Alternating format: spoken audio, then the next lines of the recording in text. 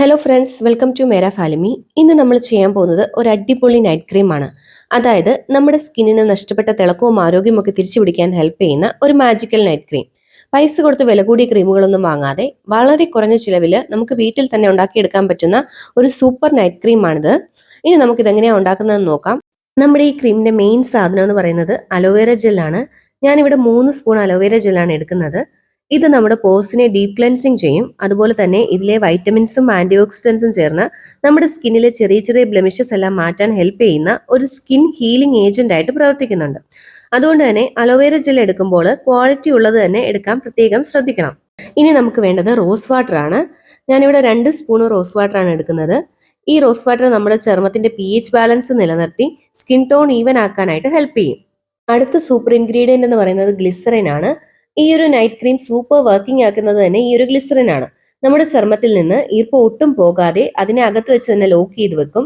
നമ്മൾ രാത്രി ഉറങ്ങുമ്പോൾ നമ്മുടെ സ്കിന്ന് ഡ്രൈ ആവാതെ നോക്കും. അതുകൊണ്ട് തന്നെ രാവിലെ എഴുന്നേൽക്കുമ്പോൾ നമ്മുടെ ഫേസ് നല്ല സോഫ്റ്റ് ആയിട്ടിരിക്കും. ഇവിടെ ശ്രദ്ധിക്കേണ്ട ഒരു കാര്യം എന്താണെന്ന് വെച്ചിട്ടുണ്ടെങ്കിൽ ഈ ഗ്ലിസറിന്റെ അളവ് കൂടി പോകാതെ നോക്കണം. ഞാനിവിടെ 1 സ്പൂൺ അളവിൽ മാത്രമാണ് ഗ്ലിസറിൻ എടുക്കുന്നത്. അടുത്ത ഇൻഗ്രീഡിയന്റ് എന്ന് പറയുന്നത് വൈറ്റമിൻ ഇ ക്യാപ്സ്യൂൾ ആണ്. ഞാനിവിടെ 2 ക്യാപ്സ്യൂളാണ് എടുക്കുന്നത്. ഓയിലി സ്കിൻ ആണെങ്കിൽ 1 മതിയാവും. ഇത് ചർമ്മത്തിലെ ചുളിവുകൾ വരുന്നതൊക്കെ തടഞ്ഞ് നമ്മുടെ സ്കിന്ന് ചെറുപ്പമാക്കാനായിട്ട് ഹെൽപ്പ് ചെയ്യും. ഇനി നമുക്ക് ഇതെല്ലാം കൂടെ നന്നായിട്ടൊന്ന് മിക്സ് ചെയ്യാം. ഇതൊരു ജെൽ രൂപത്തിൽ കിട്ടുന്നത് വരെ മിക്സ് ചെയ്യണം. ഇപ്പൊ ഇത് നന്നായിട്ട് മിക്സ് ആയി വന്നിട്ടുണ്ട്. ഇനി നമുക്ക് ഇതൊരു എയർ ടൈറ്റ് കണ്ടെയ്നറിലാക്കി വെക്കാം. ഇനി ഇതെങ്ങനെയാണ് അപ്ലൈ ചെയ്യുന്നതെന്ന് നോക്കാം. ആദ്യം തന്നെ നമുക്ക് നല്ലൊരു ഫേസ് വാഷ് യൂസ് ചെയ്തിട്ട് ഫേസ് നന്നായിട്ടൊന്ന് വാഷ് ചെയ്യാം.